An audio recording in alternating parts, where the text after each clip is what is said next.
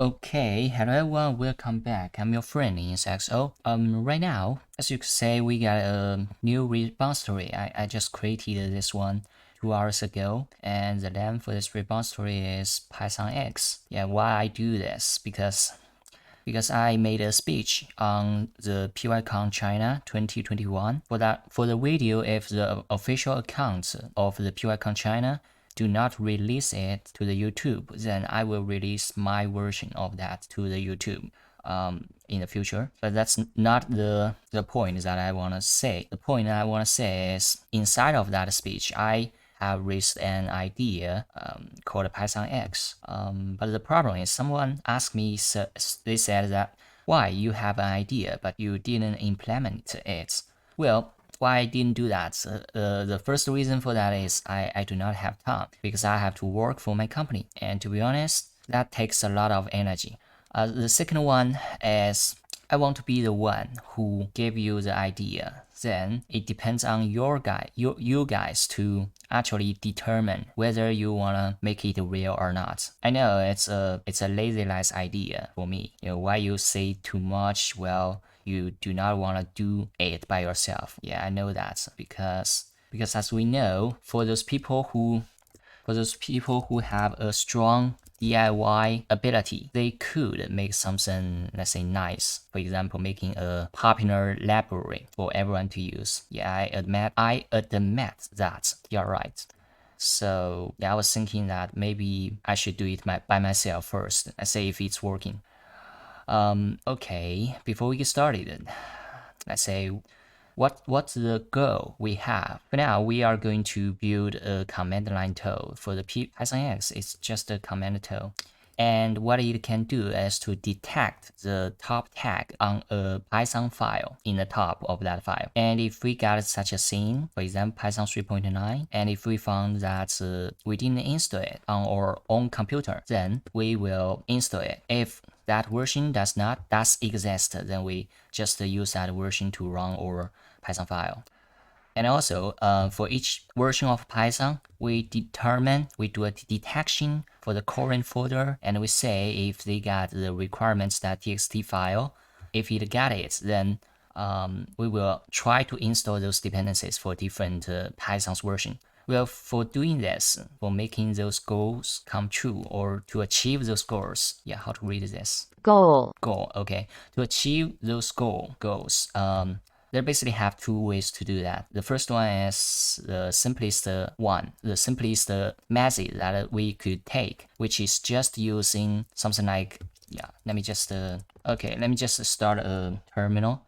The first method we could use or we could take is to just use some package manager like apt and something like pipe3.9 kind of things like that, or Python 3.9, we install it globally. That's the first method. And the second method for that is it's a lot more harder for us to do because we have to manually maintain different versions of Python inside of a local folder. That could take a lot of time. So what do we want to do? I guess for this video, I'll just try the simplest method so that we could finish this video as soon as possible. Alright, enough talking. So before we get started, we need to create a structure for the goal line because we don't have any code. We do not have any code here yet. We need to create some files. To be honest, I have forgot about all those goal line usage. All those usage about the goal line, I have forgotten them all. So what I could do is to go back to my old repository and try to nerd that structure again. But basically what we are going to do is to first, let me say, we are going to create, well, we can use the simplest method for doing that.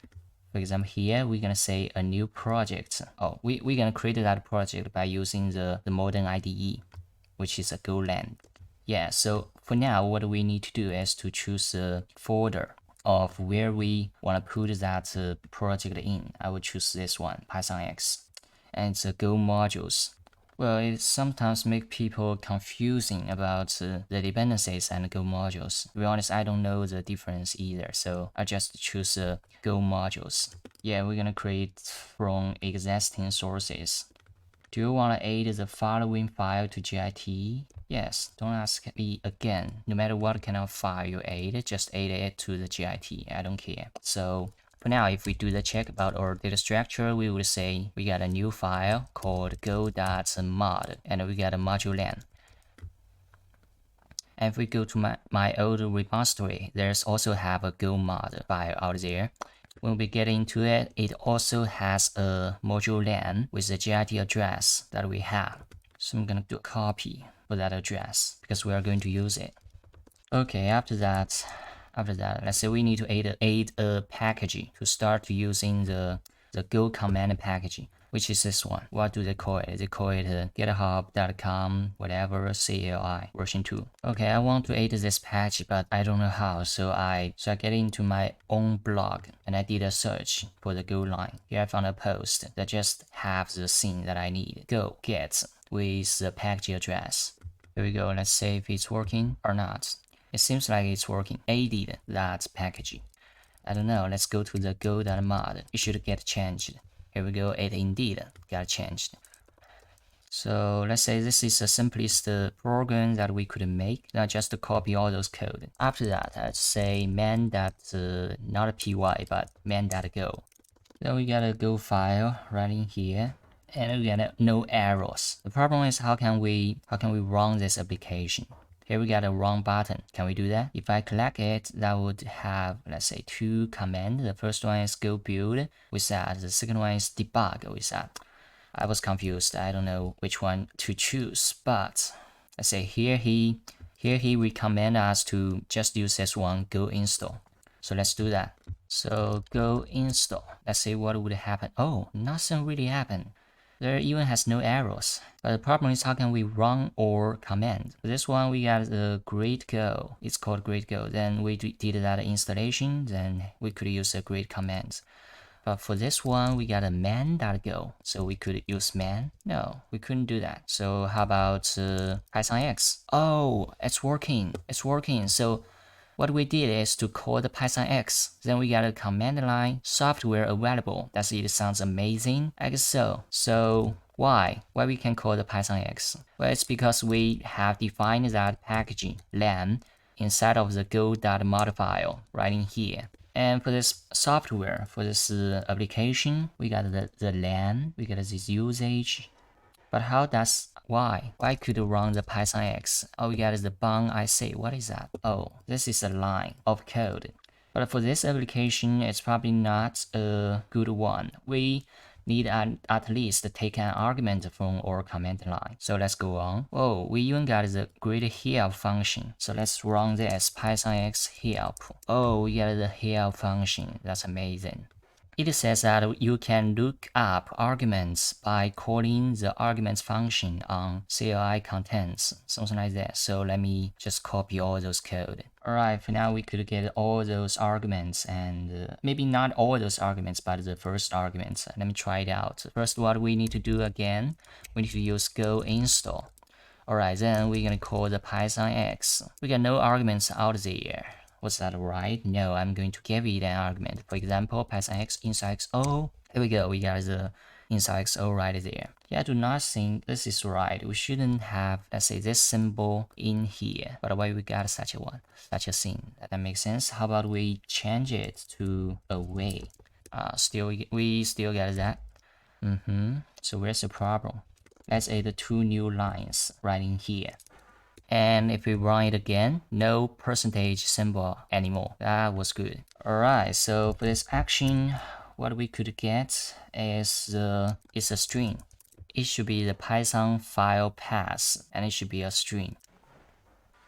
You know, for some reason, I even forget about how to specify the type of a string. But that doesn't matter. We could use another way. For example, we add a symbol right in here. Now we got it right.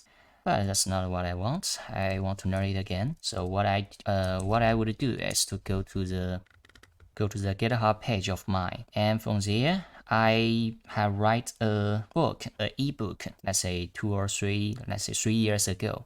So maybe we can do a check about this. 2 years ago. Yeah, I don't care. Let's get into it. Okay, here you go. This is how you specify a type for it. You say variable, your variable len with a type. You don't have to use let's say this symbol. How do you read this? colon. Colon, right? You read this symbol colon.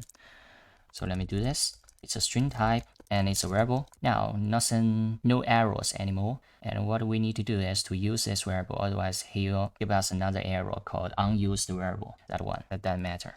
We will definitely use it later. So at the beginning, we're gonna do a check. If the Python field pass is equal to an empty one, then we will just ignore this call.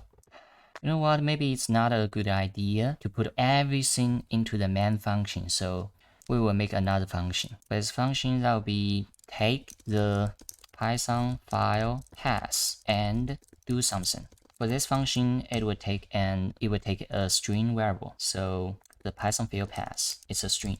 I'll call it right in here. Take the Python pass and do something. It will take the Python field pass. You know, very easy.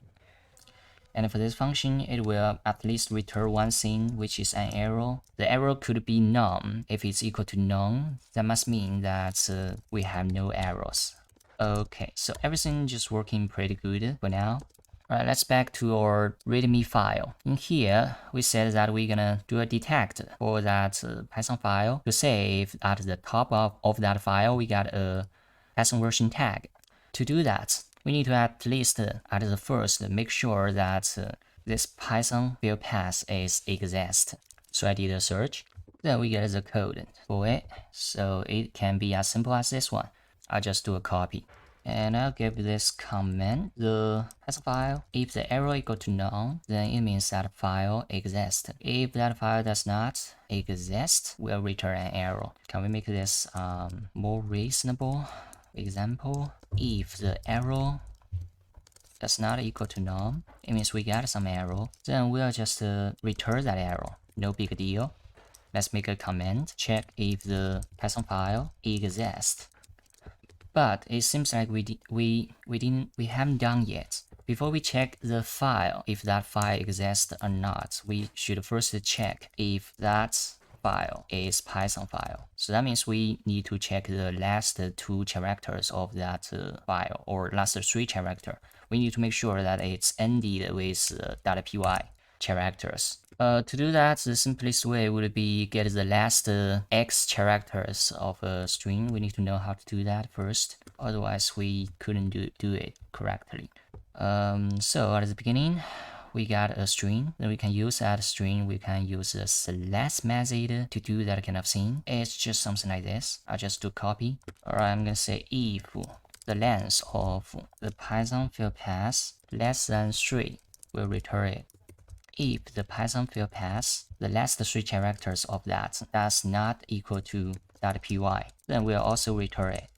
You know, for now, instead of returning the none for every error, we could probably define our own error. Yeah, something like this, error start new. Something like this. Can you see that? So for this error, that'll be not a Python file. Then for this one, that'll be, that's the same thing, not a Python file. And for the first one, that would be no Python file given.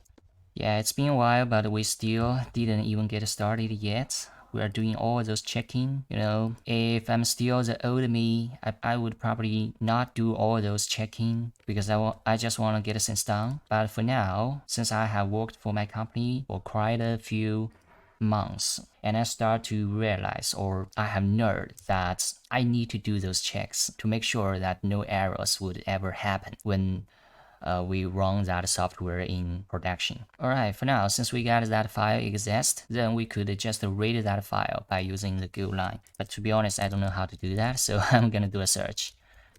Okay, here we got those code.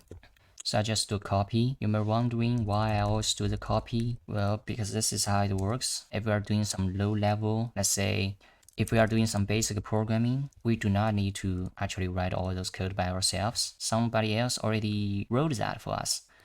So I'm going to create another function, read the first line of code from a file. So it needs a text file, pass, and it's a string type. We're almost done. Let me just do a little bit change for this. So the text field pass is a pass, all right? Then we open that, we defer it. What's the defer mean? It means that the whole function, okay, it means that this line of code will be wrong if the function reaches its life cycle end. I don't know if you understand that or not, but that's how it works. So let's see what we get. We got a file string, then we got a scanner. For this scanner, we count its line. This scanner function will read each line one by one from that text file. And if that line is equal to 2, we'll do something like this. We'll print that line of code. But this software or those code will not end until it reaches the end of that file, but that's not what I want. I just want the first line of code. So if the line that's equal to 1, then we'll just break this loop. We don't need that. And let's say we will print out that line of code for sure. Let's say that's a file, that's a function that we need for now. Just want to do a test by it, so we can do whatever we want, right? So let me just run this, read the first line of code from that Python field pass. Alright, now let's go back. We're gonna say go install. Got an error, undefined Python field pass. Why? Shouldn't happen. Oh, it says this line of code does not define. Yeah, of course. Now everything works fine, I guess. I don't know. Let me just run the go install again. For now, if I say pythonx, we'll get an error. It says no Python file given. That was correct. So what I'm gonna do is to create a Python file. Let's say test.py file. On this one, I just give it a tag. Let's say Python 3.9. I don't know. Okay. Then I say pythonx with the test.py file. Okay. What do we got? We got nothing. Maybe we should change the default value for that line into 0 so that we can always get the 0 value and we could print out the first line of code. I don't know. Let me just try it again. I'm going to do that installation, then run the Python testx. Okay, now we got it. We got the first line of the Python file code. Yeah, that's a good start point. For now, since we got the first line of the code, we need to do some parsing for it. For example, we could get the Python version from that line of code. So let me do this. I'm going to create another function, parse the Python tag. It will receive the first line of code. And of course, it's a string.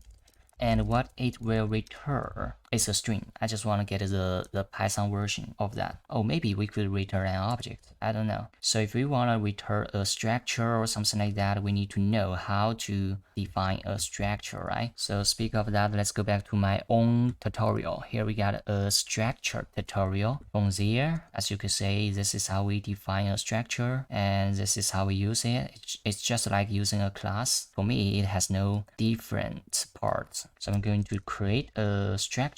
And for this structure, I just call it Python version object. For this one, we would have the version code and the Python command and also the pip command, since we are also gonna do the pip stuff. And of course, they are all string. How about instead of the Python object, we say it's a Python object. How about that? Let me do it. So this is the object that we are going to return. But before we do everything, this structure has to have another value, valid. It's a bool value. If it's equal to false, then we cannot use this Python object. Alright, let's do it. So at the beginning, we got the first line of the code, which is the tag. Then we need to parse the number out from this string. And of course, at the beginning, we're gonna make sure if that string is valid or not. So if that string start from, let's say that's not right.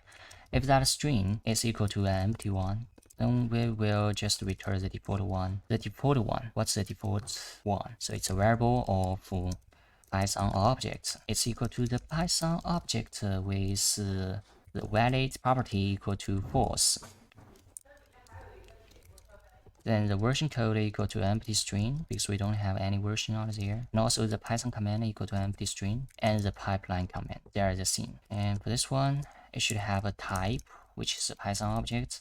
You may think that this is, let's say, kind of boring. So how can you make it much more efficient? You could do something like this. I mean, for now, you are doing less typing. Alright, so as a default one, if that string equal to, sorry, not that string. If the first line of code equal to an empty string, then we just return the Python object, default one. And also, if the first line of code, the length of that less than this length, we'll also return that empty Python object. And then, if the first line of the code, we can do a slash. We'd better have an online goline simulator, because I forgot about the output of a slash. Really sounds weird. I don't know. Let me just try it out. For example, now if we get the hello string, then we will do something like this. From 0 to 3, what we would get? We run it. We get a HEL. What if we have the Python? That's definitely not enough. With 7, yeah, we could make it right for this case. So from 0 to 7, that's what we want to do, or that's what we want to use, from 0 to 7. If that equal to Python string, no, sorry, if that does not equal to that, or, not or, should be and the first line of code from 0 to 8 does not equal to this, then we'll also return the Python object, the default one. Yeah, I just want to know one thing. How about we set this number to a very big number? Will it raise an error? Yeah, it raises an error. Alright, now, in the end, we just want to get the numbers or the float value 3.9 from that string. How can we do that? Let me do a search. Alright, this is how we do it. Oh, that's how we do it with Python, but probably not how we do it with Golang. So, okay, this is the code that we're going to use.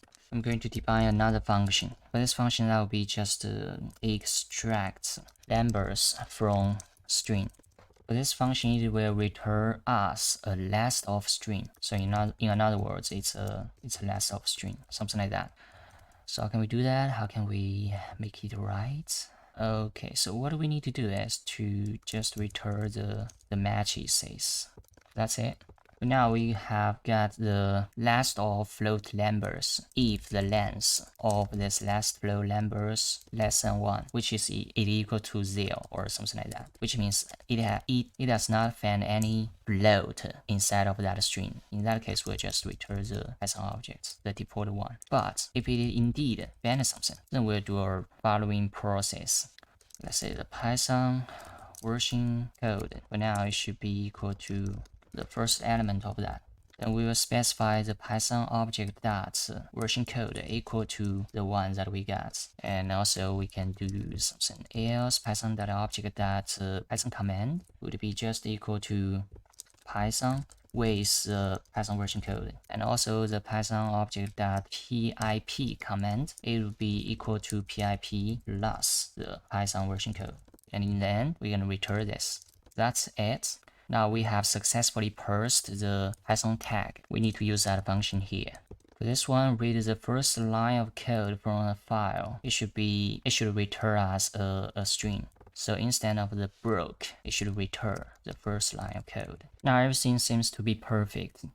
The only thing that we need to do is to do a check to say if we got that version of Python installed in our computer or not. How do we do that? We're gonna run the command in a shell. That's another hard part to make. But don't worry, I did that experiment before, so we could use some old code that I made. Let's go to play with Golang. From there, we get a shell.ipynb file. I believe that inside of this file, I did that experiment before.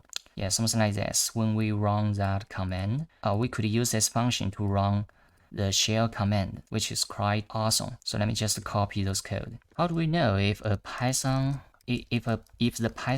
is installed in our computer or not? If we run the Python directly, it will lead us to a shell, the Python shell. But clearly that's not what we want. But if we say Python with version tag, we would get some string back. But if we specify something like this, let me say 3.2, this one I haven't installed on my computer, then we will get an error, something like this, not found. At least we would have the not found string inside of that output. So maybe we can use that. another function, python exists. It will take the Python object and it will return a boolean value. Alright, now I'm going to print out the output format that print line. So let me just run this quickly. Python exist function. Okay, then let's say we're gonna do the go install. Then pythonx with the test.py file. Yeah, we got something like this. Was that correct? Probably. What if we change the test.py file? We change it to 3.2, which I haven't installed before. Then I do this again. I got no output. No, that wasn't right. Maybe for this one, for the command run, we got the arrow. So we'll do a check if the arrow does not equal to null, and we'll just return that arrow. We're gonna convert it into a string. Maybe we do not have to convert it into a string. It will automatically do that conversion. Okay, so for now, we got it right. We can get the arrow messaging, which has a not found inside of that, not found string. So we need to determine if the not found function, string is inside of that output or not. If the not found string is a substring of the output, then we will say that Python does not exist. So we'll return false. Otherwise, we'll just return true. The problem is, how do we know if a string is a substring of another string in Golang? I'm going to do a search. We got a function for doing that. Then I will just do a copy. Here we go. This is our code. And let me just run it. If the Python exists, we do nothing. But if it's not exist, in other words, if it's equal to false, we will do something. Oh, sorry. Basically, we got two situations. One is that when it's equal to true. If it's equal to true, we will call it else install that version of Python. For the first situation, that was quite easy. So what I could do is run command with Python object dot Python command plus the Python field path. That was easy. And after the running, we just return on. So for example, if we do a modification for the test.py file, we print out hello world, and if we do specify this version tag with the correct number, then when we run, let me just do a compile. Then, like I said before, if we run pythonx with the test.py file, come on, we should get the hello world string out there, but we didn't. Why? Okay, here I did a debug. I printed out all those commands that the software run, and I got basically two commands. First one is checking whether that version of Python exists. Then the second one is to actually run that file. At the first, you may think, oh, that's correct, but we got some problem because this line of code does not work. This line of code. Why? It's probably because of this one, CMD. We didn't specify the current directory for the command line. I don't know how to specify it, but let me try it. Okay, here we got the dir. I don't know if we could specify it or not. Yes, we could. It says that dir specifies the working directory of the command. If the dir is the empty string, this runs the command in the calling process's current directory. That's not right. So we should at least provide the directory for this command. How do we do that? So Golang get the current directory when run a command. Alright. This is how they recommend us to do. We use this one, os get wd. So command that directory equal to os that get working directory. This one will return us two different stuff. We do not care about the arrow, but we care about the current directory. Okay, for now, let me try to do that test again. But it's still not working. It's quite so weird. How about we print out the working directory? Yeah, I think the working directory was correct. Shouldn't be wrong. It's not. It's definitely correct. Why we still get that weird error? So why after we run this command, we got nothing. But if I run it manually, we could get some value back. That's so weird. Yes, for solving this problem, we need to actually print out the outputs for the commands that we run. So that means we need to print out the arrow and also the output. Yes, you could say we indeed got the hello world out, but why? I didn't say anything. Oh, here we go. So indeed, that's a running, but I didn't print out the value we got. That was not good. So here we go. Output fmt that print line of outputs. But now if we run the pythonx test py, we would get the output correctly.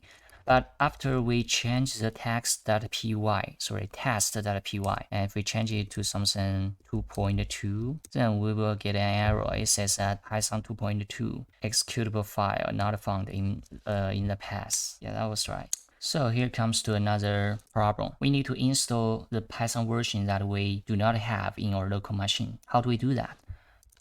Yeah, before I do that, let me just try to use a Go line format method. Otherwise, by using the add symbol to add all those strings together, it's kind of low efficient way to do what I want. So Go line format function, sorry, format string or string format, whatever they call it. It should be sudo apt install. I hope I'm right. Because for now I was using the MSA, so basically I haven't used ATP for quite a while. Alright, so we are going to run that command. For now, I guess everything was okay. Everything is okay, but the only problem is that this software may not have the sudo permission, so this may not work at all. So anyway, let me try it out. For now, I don't have the Python 3.6 installed on my computer. So if I run, how about this, 6.3.6. And if we run it, it will say Python 3.6 not exists. Then it will ask for the password of my computer because he want to have the root permission to install that package for us. And I gave it to it, but he was failed. So how can we actually make it work on the MSA instead of the Linux? We could change this command for a little bit. For example, we could say we do not use sudo if we use brew. So brew install that, and that's all. Quite easy. Now if we run the pythonx test.py, we should get quite a lot from it. Let me see. So he's using the brew install Python with that. Amazing. Okay, it's definitely working. For now, if I if I run python.3.6, we should get into the shell. What is it here? Why? Oh my god, no such a thing available. As you could say, we only got the Python 3.9, 3.8, and 3.7 available out there. So that's why we couldn't get the right version installed. So, oh damn. How about we change it to 3.7? Rerun this file again. Damn it. So for the MAC machine, if you want to install the Python with a specified version, you have to add this symbol, the @ symbol, between the Python and that version code. That was different than the Linux. So according to my experience, we should have two different strategies for different platforms, the MAC and the Linux. But for the Linux, I'm pretty sure this will work if we are using the Ubuntu. I mean this one. Anyway, I think this will work somehow. Then let's suppose that that version of Python has been installed in your computer. Then what we would do is to run that command again. It won't be that difficult. So easy, right? But I do not have a Linux system to test that. Maybe I'll just install a virtual system on my MSA OS, but not today. I was kind of tired of this development. I think it's kind of boring. I don't know you, but I feel a little bit boring since, you know, all those logics and all those coding itself, it has no difficulties out there. And I'm doing it just like I was playing some childish game, kind of things like that. So I don't know. I do not love this. I mean, I do not love those low-level stuffs anymore. So maybe this is a start point for you guys to, you know, work on with this project. If you want to work on this project, feel free to do that. I would be very happy to receive your pull request from the GitHub. I have no doubt for that. But if you are just like me, so like do not want to do those kind of things, that's okay. Just leave it there. It's just a demo for what I have said in the pythonx China 2021. So that's it. I think this is good enough for this video and that speech. So that's it. I will see you guys in the next video. Bye.